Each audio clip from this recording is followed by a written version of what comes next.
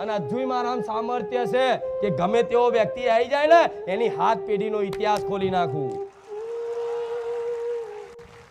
તો તમને વિચાર આવે ને કે માતાજી તમે બંધ કેમ કર્યું, આ બધું બંધ કેમ કર્યું? તેનું મુખ્ય કારણ છે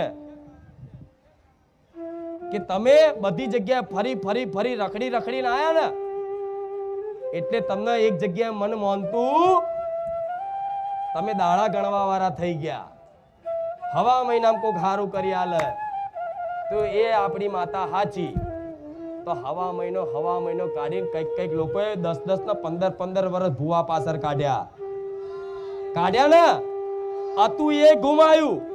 આ ઘણી જગ્યાએ જોઈ, મારો કોઈનો વિરોધ નહીં કરવો, પણ આ જે સત્ય છે એ કહીશ. કઈક લોકોએ દાગીના નહીં રવા દીધા.